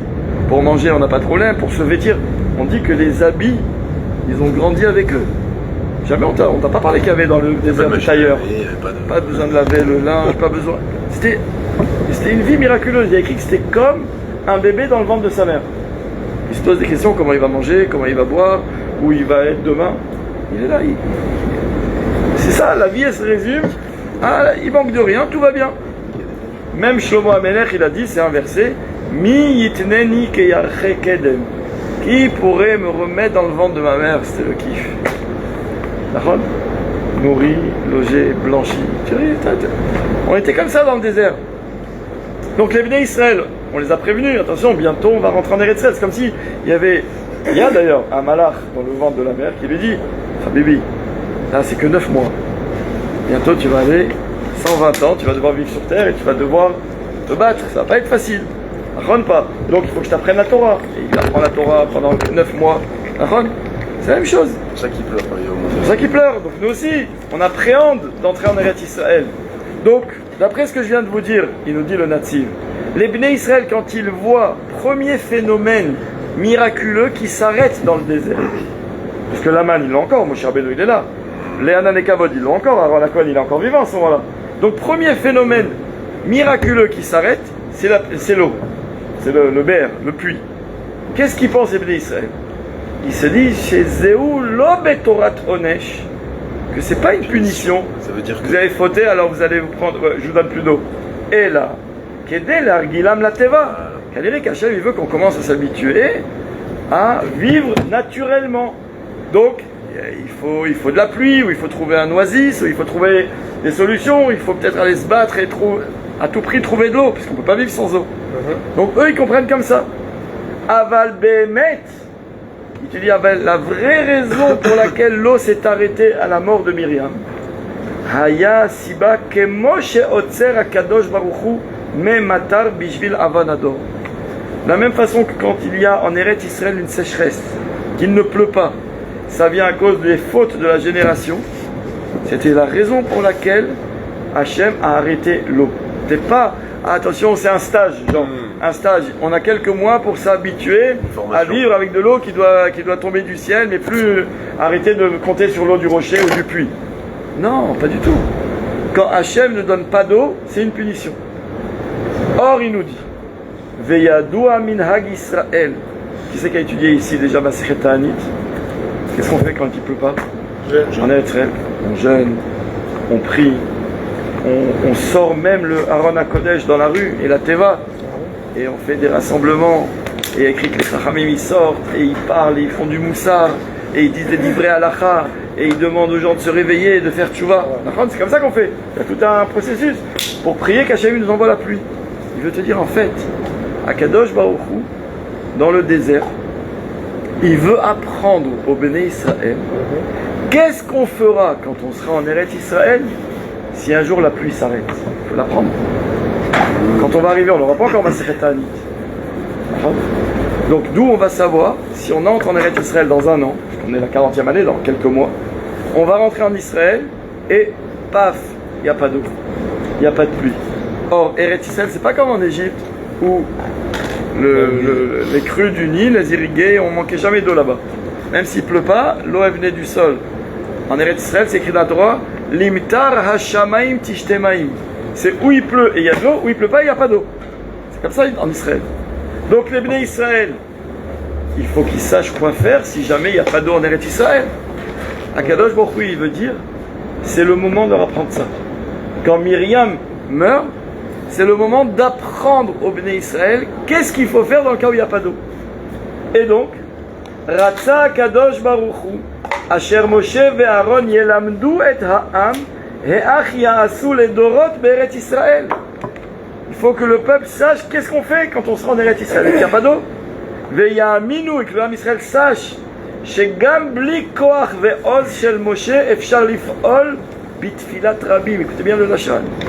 Le Ham Israël, il doit apprendre que même quand on n'a plus le mérite d'avoir la puissance de Moshe Rabbeinu avec nous, puisqu'en Israël il ne sera plus là, eh bien qu'on peut arriver à tout avoir grâce à la tefila. Les Israéliens, il faut qu'ils apprennent ça. Alken, c'est pourquoi. Si va Hashem leakhil eda el asela.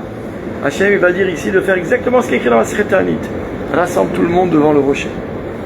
Et après il dit quoi? Vedi bartem. C'est quoi Vedi bartem? C'est pas par le rocher. Le rocher, il ne sert à rien de lui parler, c'est un rocher. Par le Bnei Israël. Non, par le Bnei Israël. Fais des divrei moussar. Réveille le Bnei Israël. Faites teshuva. Remettez-vous en question. Hachem, il peut nous donner la pluie n'importe où. Qu'on soit en Eretz Israël et qu'il n'y a pas un nuage à l'horizon. Combien d'histoires, si tu as vu Masechet Ta'anit, tu as vu toutes les histoires qu'il y avait? Il pleuvait pas et d'un coup, hop, il prit là-bas Choni à Mahagel. Tac, en 2 minutes, il y a des nuages qui arrivent. Tac, ça devient tout gris. Il pleut. D'où ça vient? La tefila. Et la tefila, pour l'éveiller, il faut des divrei Torah. Et donc, écoutez bien, ce qui est incroyable.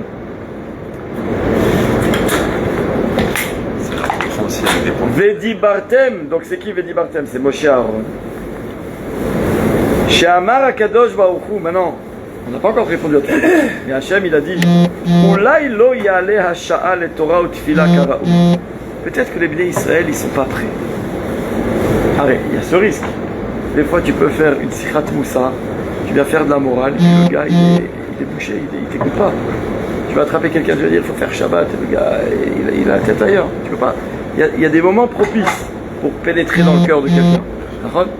Comme quand dans le chilou avec nos enfants, il faut savoir le bon moment pour leur parler. Dans le Shalom Bayit, il y a des fois des bons moments pour parler à sa femme, lui dire ce qu'on a envie de dire.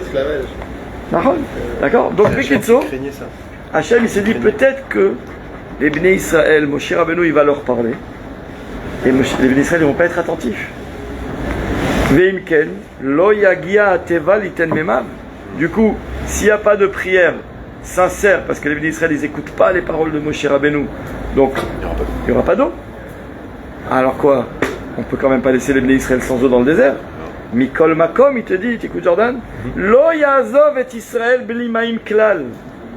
Si ça marche pas avec la prière, Hachem il dit, je vais pas laisser tomber les Bnei Israël sans eau du tout. Alors qu'est-ce qu'il fera dans ce cas-là? Alors s'il n'y a pas le choix, on utilise le derrière qui s'appelle le miracle. Et là, il y a Asenes qui est d'Arco.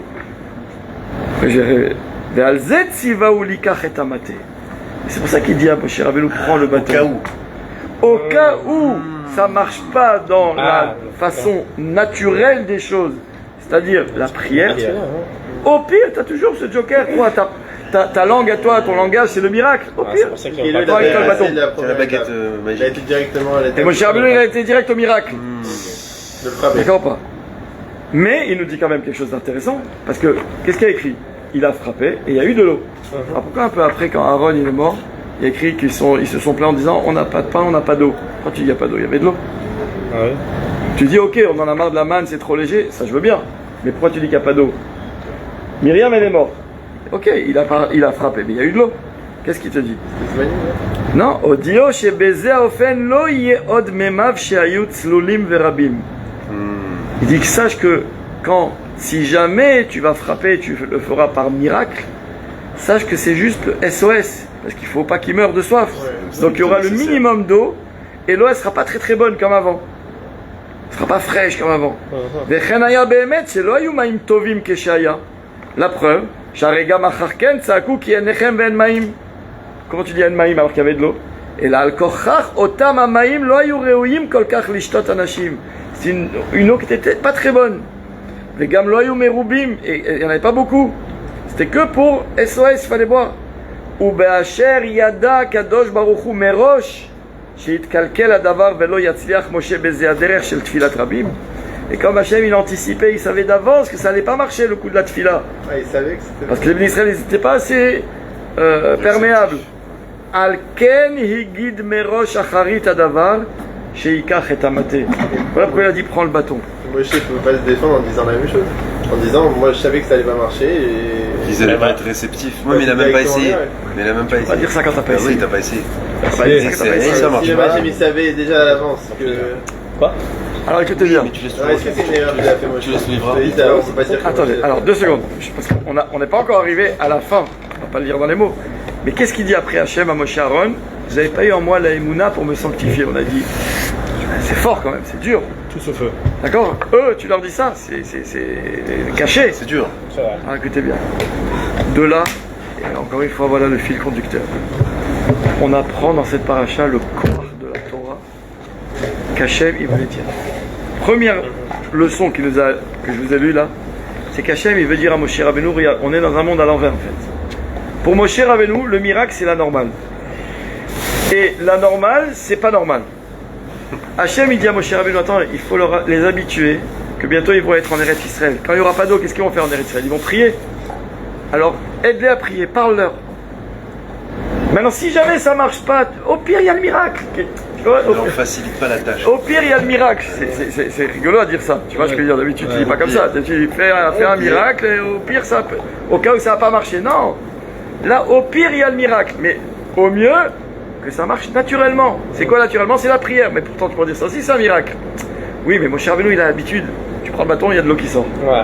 Tu prends le bâton, la mer est sous. Il y a des efforts. Ça à apprend aussi au Béni Israël qu'il n'y aura pas mouché à dépendre que d'Hachem. Bédiouk. Donc en fait, mon cher Rabbeinu, il a ici un stage à faire au Béni Israël qui va leur apprendre. Passage de... Quand vous rentrerez en Eretz Israël, je ne serai plus là. Il n'y aura plus l'option du miracle. Il n'y aura plus le bâton qui est là prêt à frapper. En fait, le bâton, il est censé être là pour qu'on ne l'utilise pas. Mais juste qu'on sache qu'il existe. Mais on ne l'utilise pas. En parenthèse, c'est exactement la même idée dans l'éducation des enfants. Le bâton, il doit être là pour qu'on ne l'utilise jamais. Un prof en classe, il doit avoir l'option de punir, mais il ne doit jamais punir. Un prof qui punit, un prof qui renvoie, c'est qu'il a déjà échoué. Ouais. T'as compris ou pas? Est-ce qu'il a compris Un parent, la même chose. Moshe Rabbeinu, est-ce qu'il a compris après l'erreur qu'il a faite? Attends, alors c'est quoi donc alors c'est quoi l'erreur? L'erreur qu'Hachem il reproche à Moshe Rabbeinu, ce qu'il veut dire à Moshe Rabbeinu, on avait une chance ici, c'était de montrer au Bnei Israël le koach d'un Dvar Torah. Avec un Dvar Torah, tu peux faire sortir de l'eau du rocher.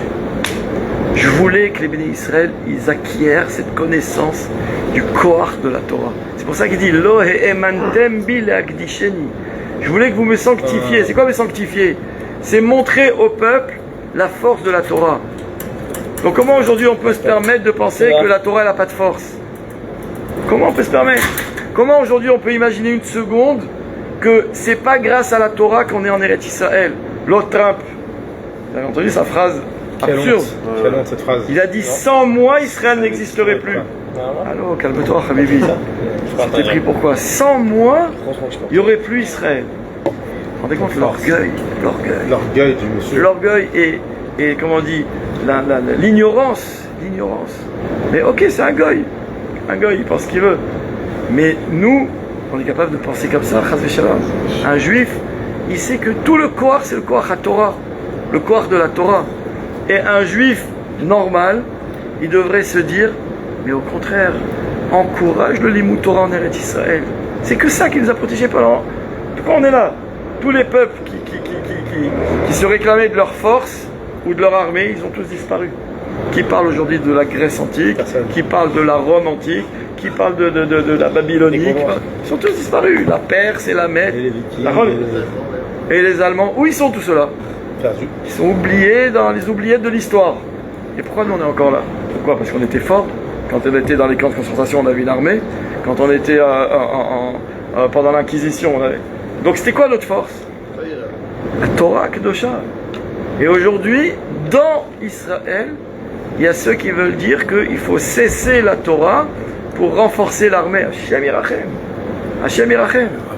Au contraire, nous on sait, c'est comme ça, il y a un derech. Le derech c'est la tfila et le derech de la Torah. Moshe Rabbeinu, Akadosh Baruch Hu, il veut lui dire, la faute que tu as faite, c'est d'avoir oublié d'enseigner au Bnei Israël d'être Mekadesh Oti par la tfila et la Torah. C'est dur quand même. C'est très dur. C'est un truc implicite qui lui a failli, où il a failli. Oui, mais Moshe Rabbeinu qui était tellement proche d'Akadosh Baruch Hu, quand Hachem lui dit Kach et amate vedi bartem, quand il y a écrit là-bas pour l'eau, en sortant d'Égypte, il y a écrit de frapper, tu frapperas le rocher. Pas de problème, tu me dis prends le bâton, on frappe. Ok, tu peux toujours dire oui, quand tu m'as dit de prendre le bâton, je pensais que je fallais frapper. C'est pas du niveau de Moshe Rabbeinu. C'est pas du niveau de Moshe Rabbeinu, ça c'est un gosse qui dit ça à son père. Ah, Mechila, je me suis planté. Ah, Moshe Rabbeinu, l'erreur, entre guillemets, qui on est nous pour parler, c'est qu'Hachem, s'il a dit à Moshe Rabbeinu Kach et amate, c'était que au pire, je sais que peut-être ils sont pas encore au niveau. Alors tu as toujours la solution du miracle. Mais je veux que tu leur apprennes le koach de la Torah. Et ça a été raté. On lui a pas dit directement. Il y a écrit qu'Akadosh Baruch Hu, plus on est proche de lui, plus c'est fin. Très très rare. Très fin. Non, mais ça se fait. Alors qu'est-ce qui se passe après? Alors qu'est-ce qui se passe après? Vous allez voir quelque chose d'incroyable. Je reviens maintenant à l'histoire après des Nechashim. Juste une petite question. Vous dites qu'ils ne sont pas rentrés en Eretz Israël, tout cela? Moshe, Aaron et Myriam. Ah, le reste sont rentrés. Oui, c'est la nouvelle génération, ça, on arrive à Tous les Bnei Israël sont rentrés en Eretz Israël, à part les deux tribus et demie. Qui sont restés dehors. Bnei Gad et Bnei Reuven et Chatzi Shevet Amenaché. Qui mangent tout le. Les deux tribus et demie qui ne voulaient pas rentrer en Eretz Israël. Le reste sont rentrés. Mais Moshe Rabbeinu, il leur a dit, attention, vous ne pouvez pas vous désolidariser. Eux, ils étaient riches, ils avaient plein de troupeaux, ils avaient des belles terres là-bas, de l'autre côté du Jourdain. Il leur dit d'abord, vous venez faire la guerre, une fois qu'on est installé, vous pourrez rentrer chez vous. Ils sont rentrés où? Ils sont restés de l'autre côté. Mais ils sont où aujourd'hui, maintenant, de géographiquement parlant? On sait ça. Si tu vois la limite d'Israël, nous on est rentré par là, parce qu'on est rentré par Yericho, c'est l'est, c'est sur la route vers la route de la Bika, là, c'était ça la limite, d'accord ou pas? On est rentré par là, ils sont juste là, à l'est d'Eretz Israël, de l'autre côté. Bekitsour. Alors revenez maintenant, on va essayer de comprendre l'épisode des serpents. Qu'est-ce qui se passe? Les Bnei Israël, ils se sont plaints. Il y a écrit Belokim ou Moshe. En demandant, en disant en fait, pourquoi vous, c'est qui vous? C'est toi Hachem et toi Moshe. Pourquoi vous nous avez fait sortir d'Égypte? On était très bien là-bas, etc. Qu'est-ce qu'il fait Hachem? Il envoie les Nechashim à Séraphim. Les Bnei Israël, ils vont voir Moshe. Ils lui disent Chatanu, qui dit Barnu Bashem Vavar. On a fauté parce qu'on a parlé sur toi, enfin sur Hachem et sur toi. Donc quoi? Enlève le Nachash. Moshe Rabbeinu il se tourne vers Hachem, il te palèle, il prie. Moshe Rabbeinu il n'est pas rancunier. Hachem il dit à Moshe Rabbeinu, Aseh lecha saraf. Fais-toi un saraf. C'est quoi un saraf? Là, c'est un serpent. Moshe Rabbeinu il fait. Mais il fait quoi? C'est écrit dans la Torah, un Nachash nechoshet. Il y a ici un ping-pong entre le Nachash et le saraf qu'on ne comprend pas. Un coup Nachash, un coup. Au début, Hachem il envoie Nechashim à Séraphim. Après, les Bnei Israël vont voir Moshe Rabbeinu en lui disant on a fauté. Enlève-nous le. Veyaser me'alunu et Nachash. Il enlève le Nachash. Yomer Hachem el Moshe, c'est lecha saraf. Fais un saraf. Et celui qui le verra, il guérira. Et là, Vayas Moshe, Nachash nechoshet. Nechash nechoshet. Bon, Hachem il a dit de faire un saraf, il a fait un Nachash. Sur c'est quoi? Écoutez bien ce que disent les Chachamim, c'est Nifla Beyoter. En fait, Rashi, lui, il te dit Nechashim à Séraphim, il te dit c'est une sorte de Nechashim. Il y a Nechashim, c'est toute l'espèce des serpents, et dans tous les serpents, il y a les Séraphim. C'est des serpents venimeux particulièrement, dès qu'ils touchent quelqu'un, ils meurent. Comment? Je sais pas comment, je ne me connais pas. D'accord ou pas? En tout cas, Rashi dit chez Sorfim et Adam Be'eres Shinehem. Quand ils piquent, en fait, ils brûlent la personne avec leur venin. Certains Rishonim veulent le dire non. Parce qu'il aurait pu dans ce cas-là dire dans la Torah Vayeshalach Hashem Ba'am et Seraphim. Pas besoin de dire Nachash. Pas besoin de dire Nachash. On sait que c'est. De là, ils apprennent qu'en fait, Hashem, il a envoyé deux sortes. Il a envoyé des Nechashim et il a envoyé des Séraphim. Venimeux, pas venimeux. C'est quoi en fait? Non, les deux ils sont venimeux, mais certains plus que d'autres. Mais pourquoi alors les deux? Et ils expliquent quelque chose d'incroyable. Ils vont dire qu'en fait, c'est qui le premier qui a fait la Shonara dans le monde? Non, quand Pharaon, quand tu m'avais dit avant. C'est pas ça? Les explorateurs. C'était avant. Ouais, je dirais plus Adam et Chava, on est comme ça.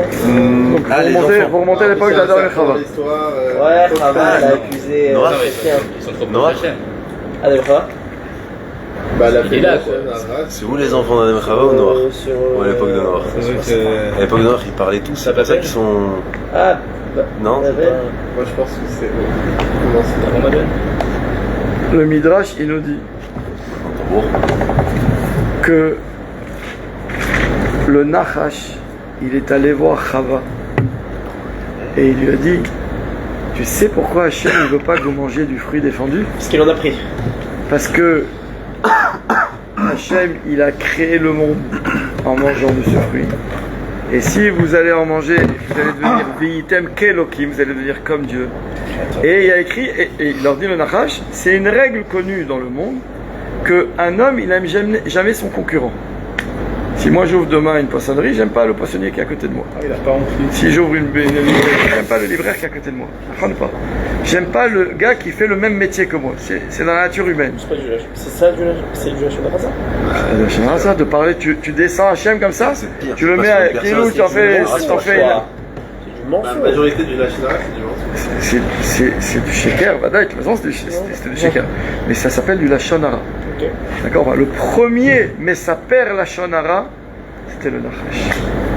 Maintenant, il y a écrit dans Pirkei Avot, Hizaher, il faut faire très très attention au kavod des Talmidei Chachamim. Très attention. Pourquoi? Parce que si jamais un Chacham, on lui fait du mal et il nous en veut, ou Chas Veshalom, il parle mal de nous, on risque la vie. Écrit un Chacham, un tzaddik, d'accord ou pas? Sa parole, elle a du poids plus que n'importe qui. Et il y a écrit là-bas, Lechishat Saraf.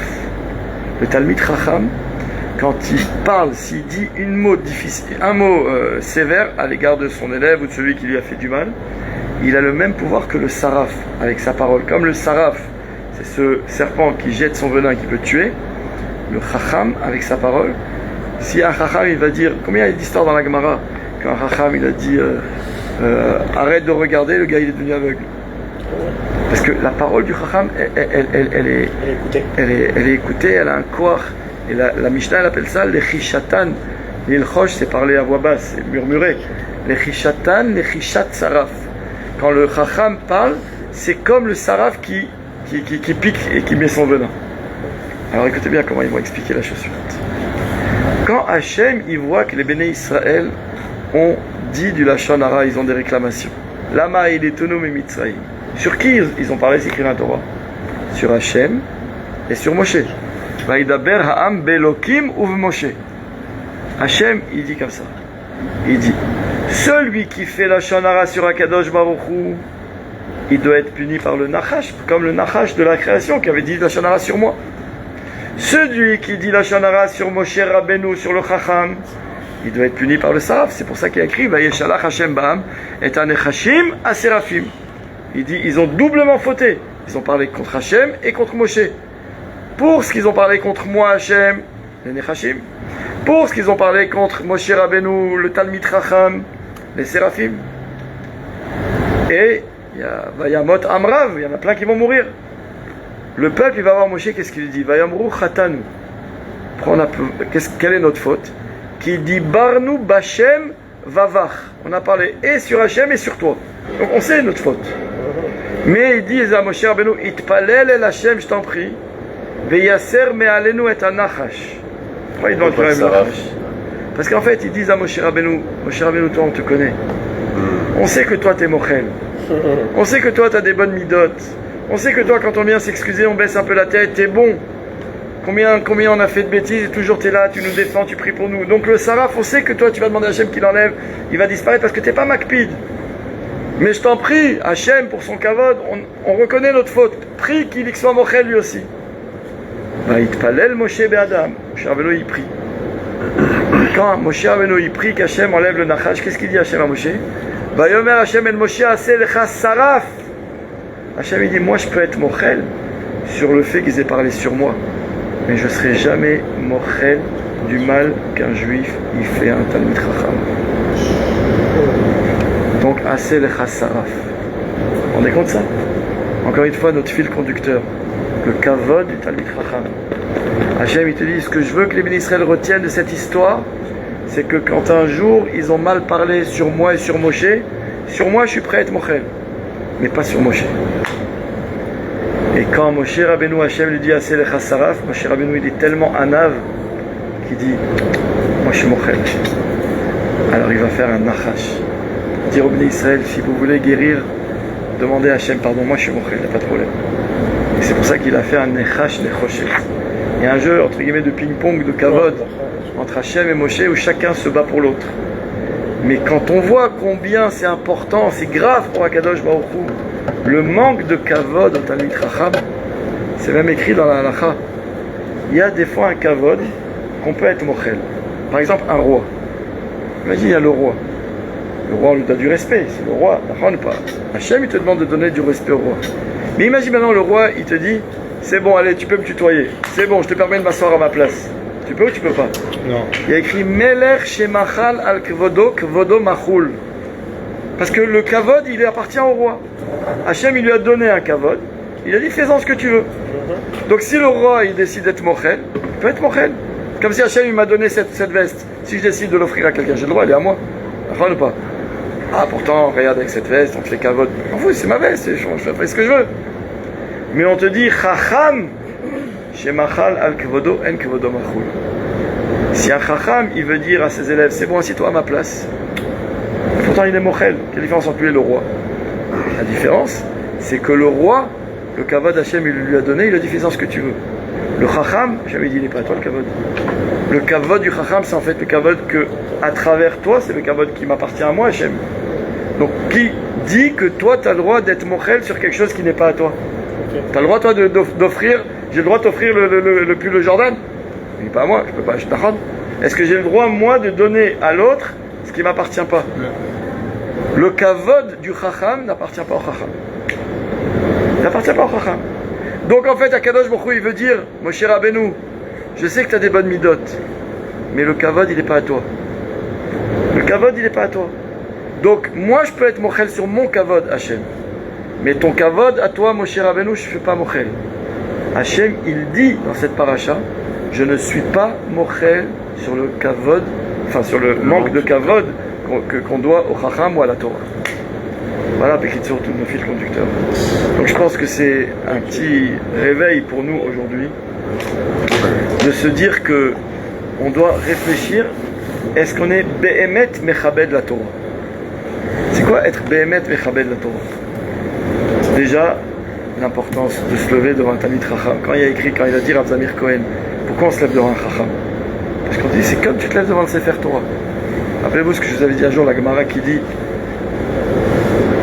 Zaken chez Shachar Talmudo. La Gemara demande un Zaken, un Talmid Chacham qui a pris de l'âge, et puis là, il tombe malade, il oublie tout. Tu lui parles, le gars il n'a plus rien. La Gemara elle se pose la question, est-ce qu'on lui doit du kavod ou pas? C'est sûr. Pourquoi? Pour sa vie, il a toujours effort. Voilà. Arrête, on a dit pourquoi tu es Mechabed? Pourquoi tu es Mechabed le Rav? Parce qu'il contient de la Torah. Ah, il a tout oublié. Oui, pourquoi tu dois du kavod? Il a passé du temps. Il n'a pas oublié, ça déjà mal. Non, mais c'est. Moi, je pense que c'est l'effort. Écoute, la réponse de la Gemara, elle est matok. Elle dit, tu sais que dans le Beth Amikdash, dans le Kodesh à Kodashim, il y avait le Haron. Le Haron à Kodesh. Qu'est-ce qu'il y avait dans le Haron? Il y avait les louchot. Il y avait aussi les chivrés louchot. Les débris des louchot. Tu pourrais dire, mais une fois que les chivrés, les louchot, les premières, elles ont été cassées, on les a pas jetées à la poubelle. C'est pas mal ça. Et la Gemara répond, parce que puisque chivré louchot munachim im halouchot, Ça veut dire qu'en fait, même si il n'y a plus de Torah dans les Luchot, il y a une empreinte. Même si ce Chacham, tu crois que Shachar Talmudo, Chayavim Bichvodo, on lui doit du kavod. D'accord? Parce que la Shivrei Luchot Munachim Ima Luchot. Donc, Bikitsur, la Torah, elle vient même très makpida sur le kavod qu'on doit au Chacham et le kavod qu'on doit à la Torah. Et aujourd'hui, malheureusement, quand des fois dans les Chadashot, là, vous savez, à cause de toutes les xérotes de Kalkali contre les yeshivot, les kolim, etc., il y a eu une délégation de tous les gdolim de la génération qui ont voyagé aux États-Unis. Et ça fait déjà 2 ans qu'ils font chaque fois 2 décès. Ils sont allés en Angleterre, ils sont venus en France. Ils ont presque 100 ans. Presque 100 ans, les malheureux, ils sont là pour aller demander de l'argent. Parce qu'en fait, qu'est-ce qu'ils ont dit, les Chachamim dit? Si Hachem il nous donne pas l'argent par la même chala, c'est pas pour ça qu'on va moins étudier, c'est pas pour ça qu'on va dire au Avrechim allez bosser, ou au Bachorim arrêtez d'étudier. Chas v'shalom, la Torah c'est la Torah. Donc, et il y a des miracles, Tu vois, ils voyagent, ils ramènent des millions de dollars. Mais il y a eu plein de vidéos qui ont été diffusées. Mais tu sais ce qui est impressionnant? Tu les vois, ils étaient à Miami. Si tu vois le kavod, il y a un Rav là-bas qui a pleuré, le Rav Don Segal, c'est un des grands Baalei Moussar aujourd'hui, un des grands Talmidei Chachamim, le Mashgiach de la génération. Il s'est mis à parler, et quand il a parlé des Bachorim et de la difficulté, tous les bâtons qu'on met dans les roues aux Bachorim aujourd'hui pour étudier, Pachut s'est mis à pleurer. Et il dit, il est où le kavod de la Torah? Il est où le kavod de la Torah?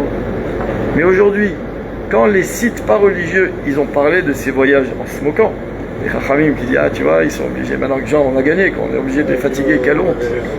Mais comment ils parlent? Quand ils parlent de Rav Hillel Hirsch, ils l'appellent Hillel Hirsch.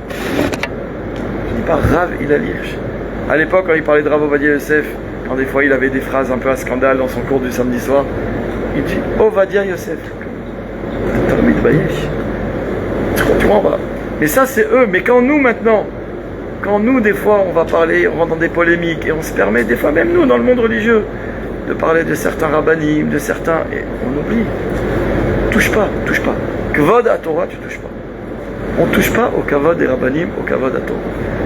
Et ça, Bémet, je pense que notre paracha est venu nous rappeler ça. Et peut-être, j'ai envie de dire, mais c'est dur ce que je vais dire et ça n'engage que moi, que toute cette histoire des Bachorim et de tout ça, peut-être c'est un message aussi pour le monde religieux, pour nous dire, donnez plus de kavod à la Torah, et peut-être que le monde donnera plus de kavod à la Torah aussi. Tout vient de nous en final, tu vois ce que je veux dire?